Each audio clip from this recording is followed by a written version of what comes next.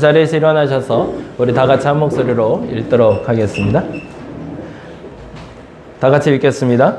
그러므로 주 안에서 갇힌 내가 너희를 권하노니 너희가 부르심을 받은 일에 합당하게 행하여 모든 겸손과 온유로 하고 오래 참음으로 사랑 가운데 서로 용납하고 평안에 매는 줄로 성령이 하나 되게 하신 것을 힘써 지키라.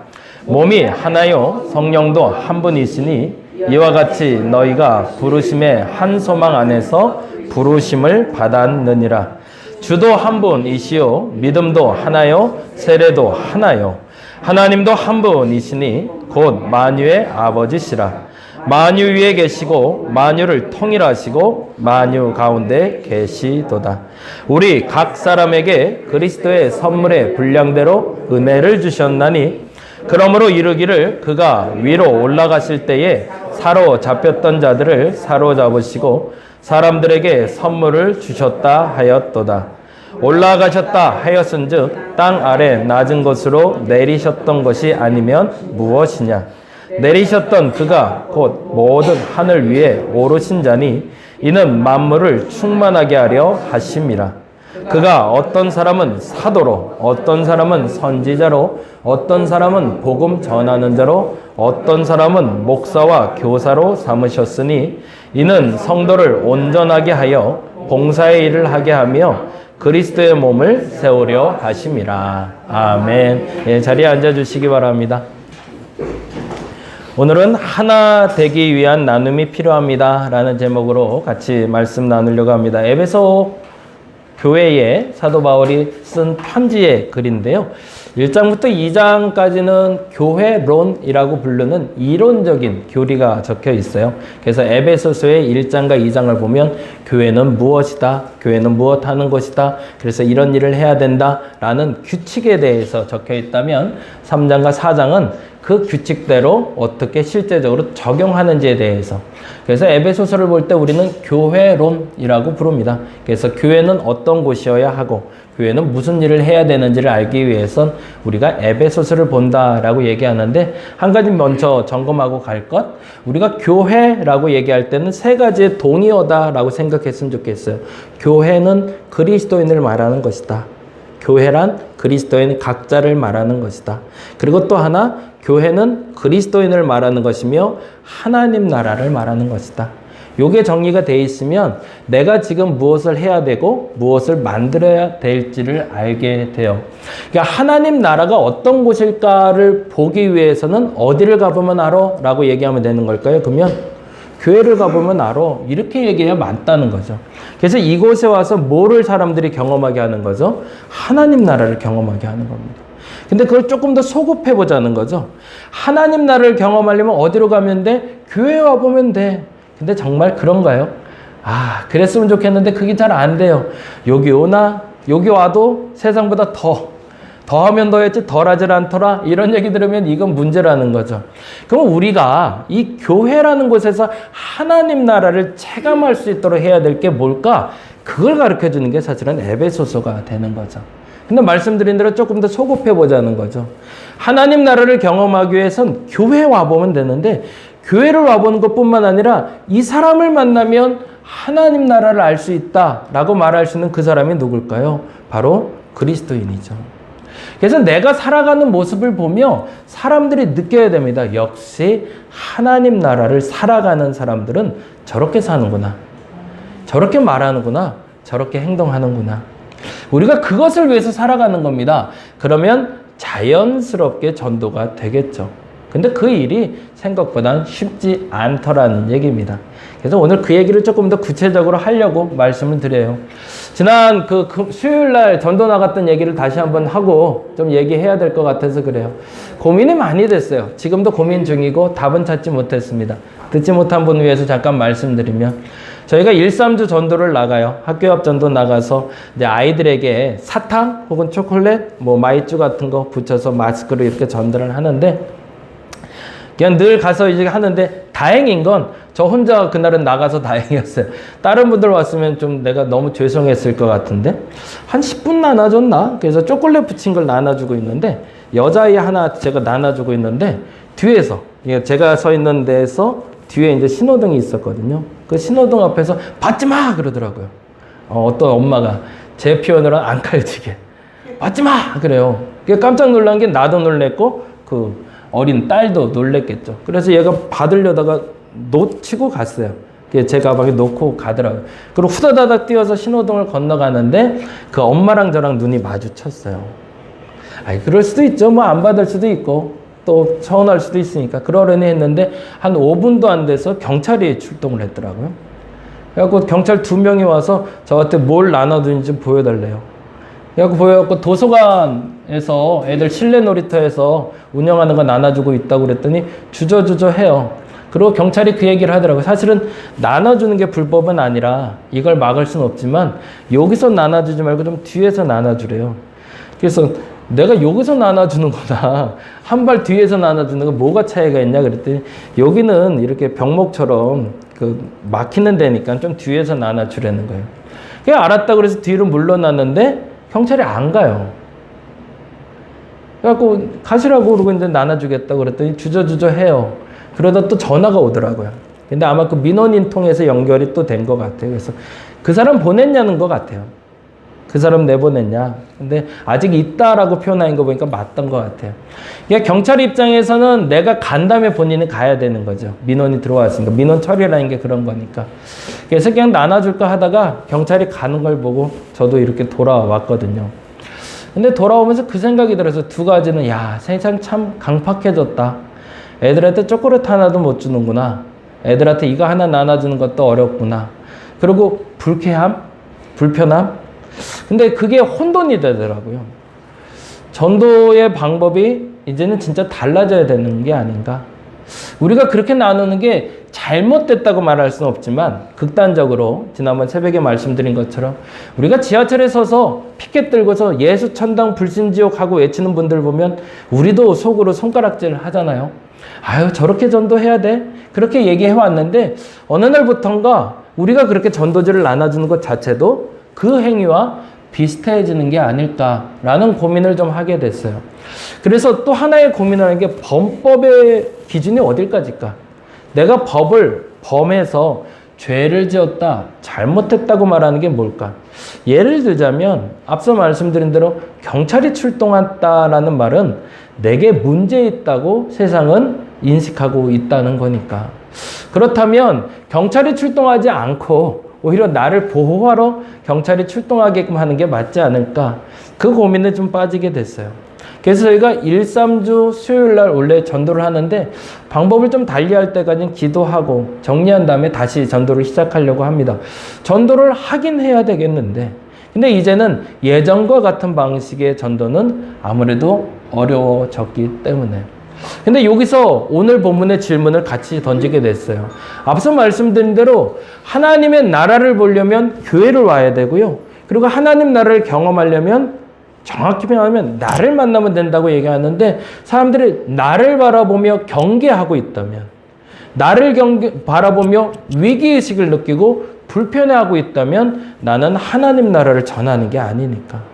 누군가 나를 보고 기뻐해야 되고 나를 만나고 싶어 해야 되는데 나를 만나는 게 불편한 이에게 내가 무조건 예수 믿어야 된다고 전하고 있다면 그 또한 잘못된 게 아닌가라는 질문이었습니다. 그래서 그 질문 속에서 오늘 본문을 같이 한번 읽어봤으면 좋겠습니다.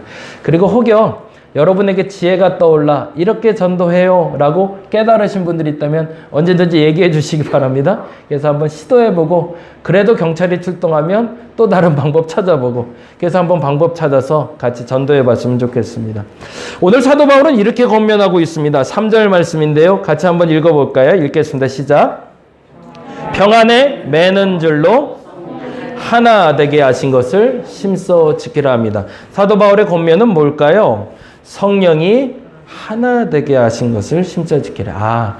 우리가 해야 될 일은 결론은 그거네요. 내가 하나님 나라, 내가 교회를 냈다. 그리고 하나님 나라 백성이고 그리스도인이라고 얘기했던 나로 말미암아 무슨 일이 벌어져야 되는 거죠? 분리되고 나누고 분열되는 것이 아니라 하나 되는 게 맞다. 아까 말한 대로 나를 자꾸 피하려고 하거나 나를 멀리 하려고 한다면 그것은 하나됨이 아니겠죠. 자꾸 나하고 붙고 싶은 게 하나 되는 거겠죠. 어저께 우리 보라자매네 신방 갔다 그 얘기 들었는데, 이제 남자들이 어릴 때는 상관없는데 나이가 들수록 냄새가 나요. 그런 거 아시나요? 남자들은 잘 모르는데 여자분들은 명확하게 아시더라고요. 어느 시점이 되면 아들내미 방에 가면 냄새가 나고요. 남편 혼자 재우고 나면 그 다음날 냄새가 나요. 우린 씻는다고 씻는데 열심히 모두 뿌리고 모두 바르고 하는데 남자들이 있으면 냄새가 나요. 그래서 이 냄새를 어떻게 해야 되나 그러는데 답은 참 재밌게 있어요. 그 방에 여자가 와서 한 번만 자고 가면 냄새가 없어져요. 이게 기이한 일이란 말이죠. 남자들만 있으면 냄새가 나는데 거기 여자분이 와서 하루만 자도, 그러니까 아들 방에 엄마가 와서 좀 자거나 부부가 같이 가는 방에서는 냄새가 안 나거든요. 그게 이상해요. 여자들은 다른 냄새가 나나? 그건 아닌 것 같아요. 근데 그게 하나님의 오묘함이죠. 하나님의 오묘함이 하나 되게 하는 방식이 독특하다는 거예요. 내가 할 수 있는 게 아니라는 거예요. 내가 의지적으로 바꿀 수 있는 게 아니라는 거예요. 하나 되면 둘이 하나가 되도록 하나님이 만드시는 도구 안으로 들어간다는 거죠. 오늘 만나는 성령의 하나됨도 마찬가지입니다. 나 홀로 독고다이로 서서 나 혼자 잘나고 잘 살라고 얘기하는 게 아닙니다. 하나 되래요. 같이 살래요. 근데 보다 정확히는 이렇게 얘기합니다. 성령이 하나 되게 하심을 힘써 지키라는 건 주어가 뭐죠? 내가 하나 된다고 노력한다고 되는 게 아니더라는 거예요. 아까 말한 대로 남자가 아무리 몸을 깨끗이 씻는다고 냄새가 안 나는 게 아니더라는 거예요. 둘이 같이 성경이 말한 대로 둘이 한 몸을 이룰지리라 라고 말한 것처럼 둘이 함께 있으면 냄새가 중하더라는 거죠. 무슨 얘기예요? 만들어 놓은 것을 지켜가는 게 맞다는 거죠. 그래서 부부가 같이 합방하고 같이 살아야 되는 이유는 거기에 있는 거죠.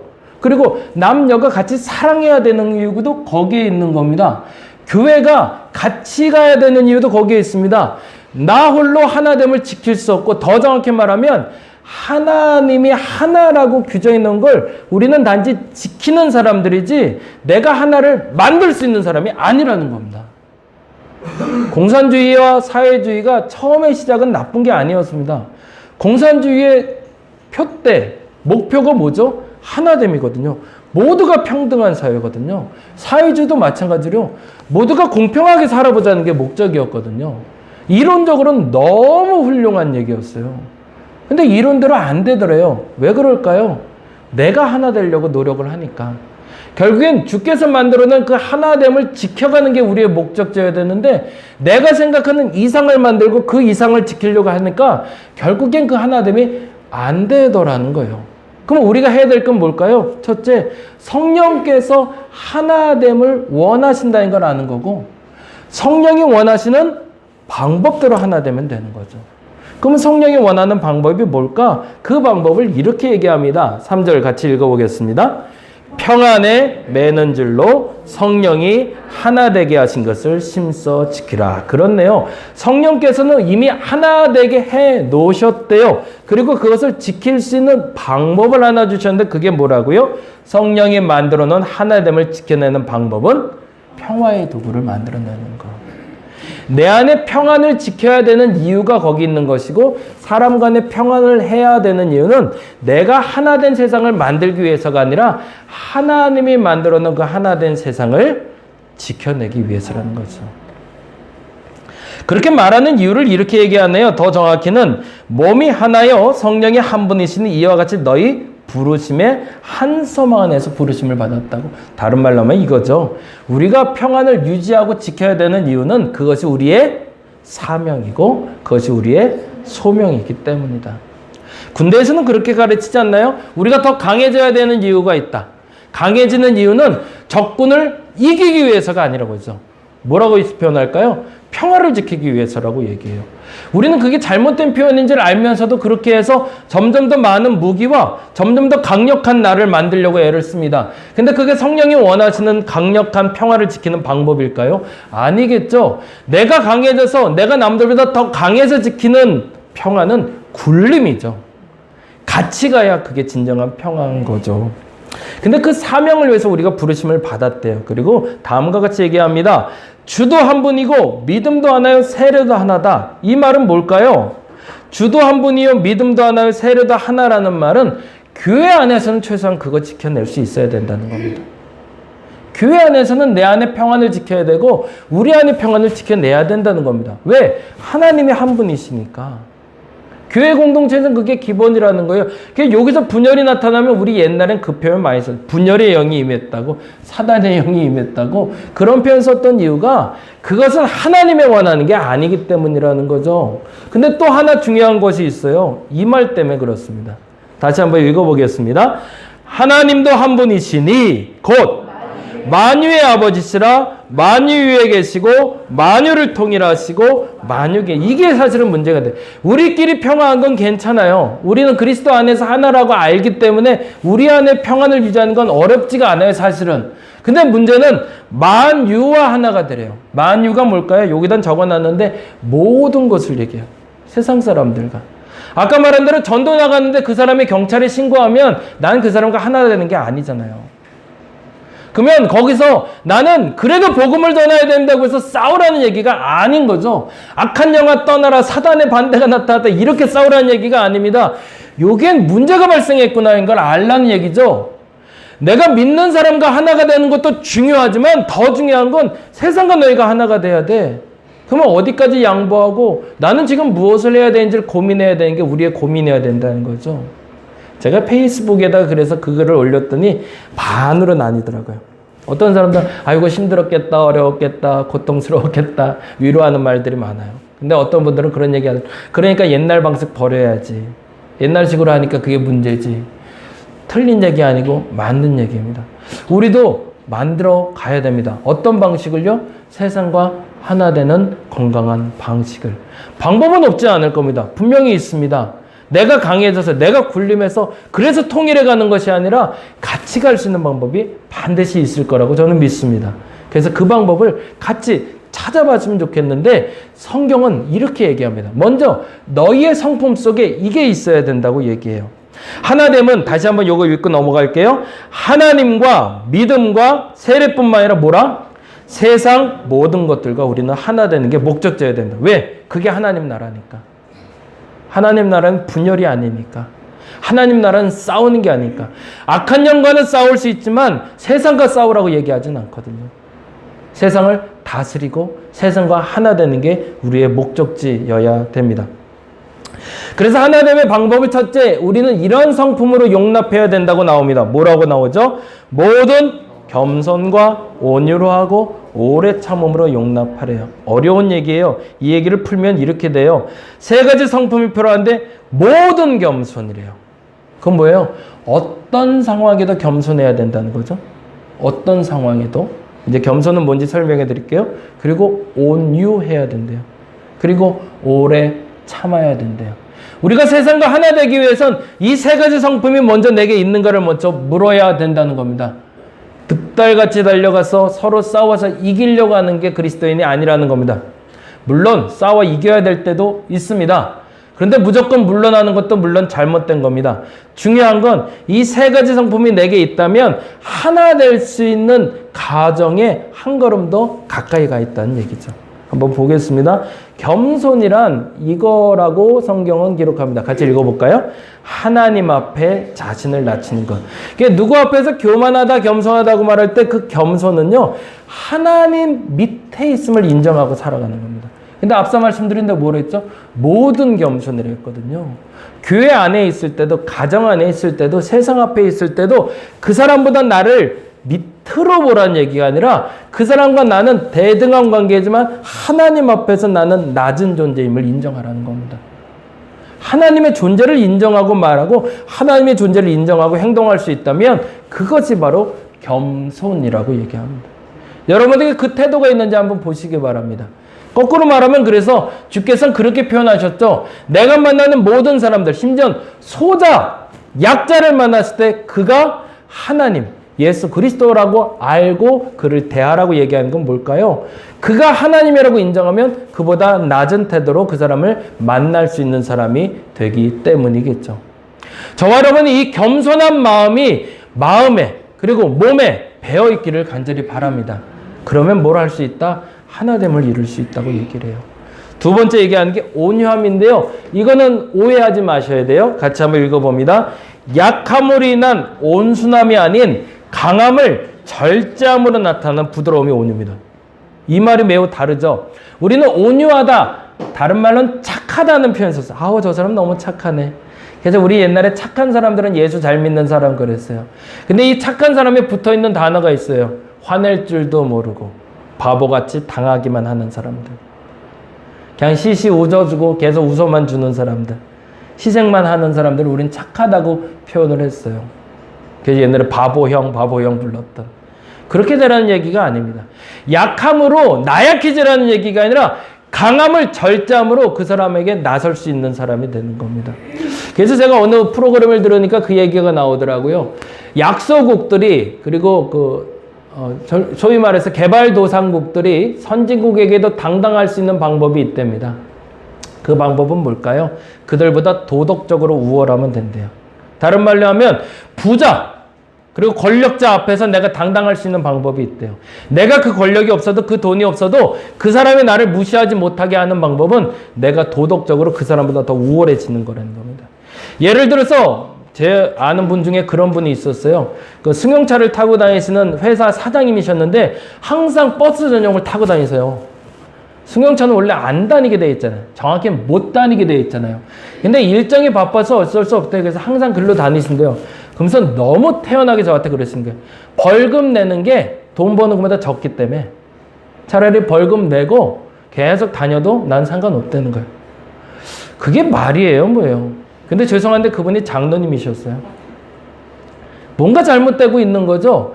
우리는 지금 선을 행한다는 말이 무슨 말인지, 더 이득을 본다는 말이 뭔지를 착각하고 살고 있는 거죠.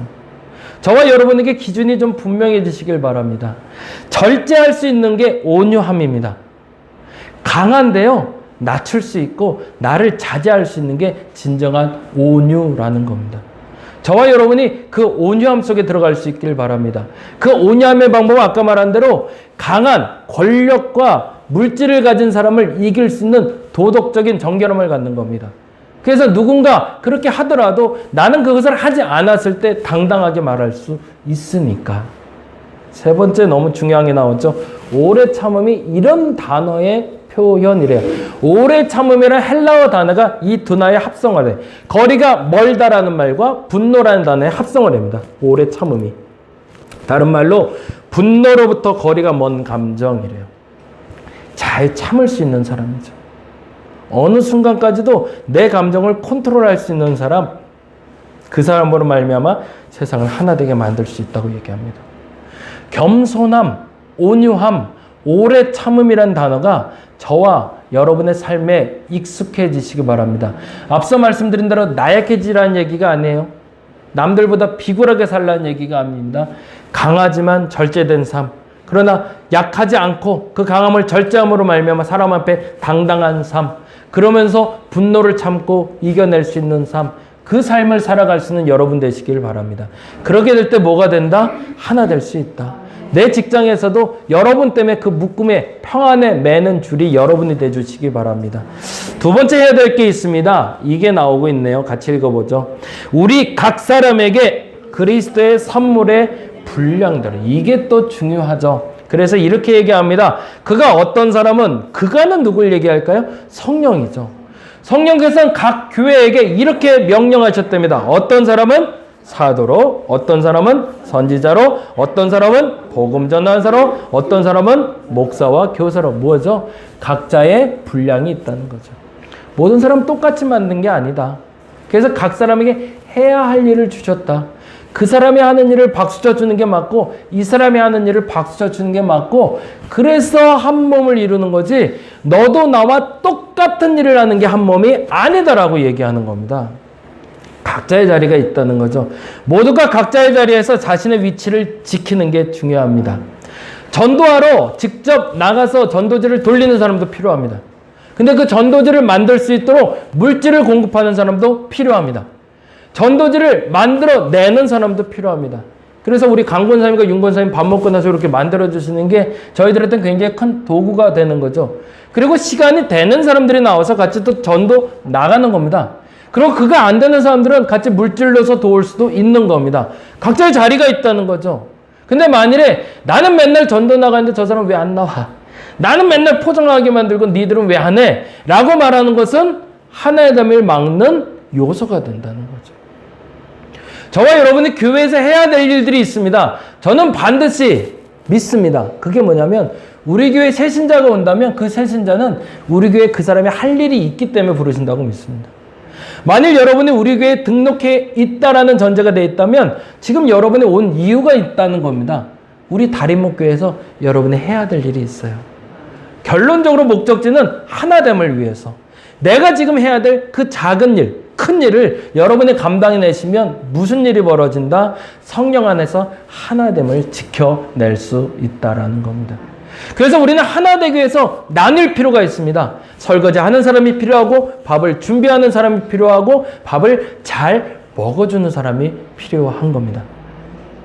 이제 마지막 요 얘기만 하고 마무리를 할게요. 마르다와 마리아 사건을 들고 우리 이제 남원 식구가 한번 고민을 해서 연락이 왔어요.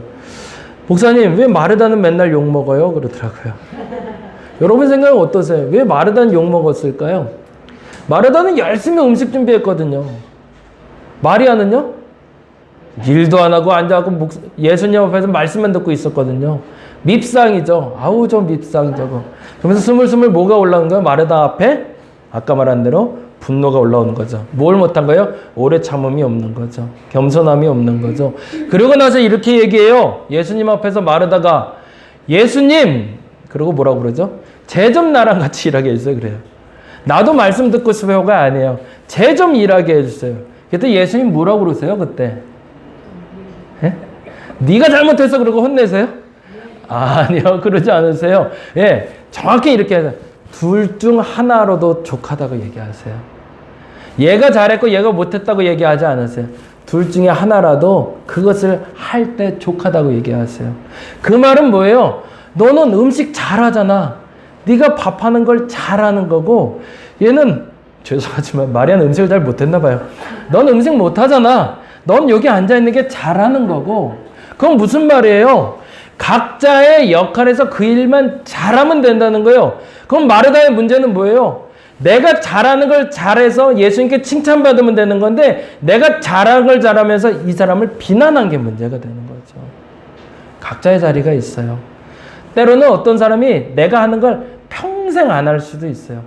근데 그 나뉘어진 것이 오히려 하나됨의 도구라는 걸 아는 게 진짜 교회를 만들어가는 방법이 됩니다.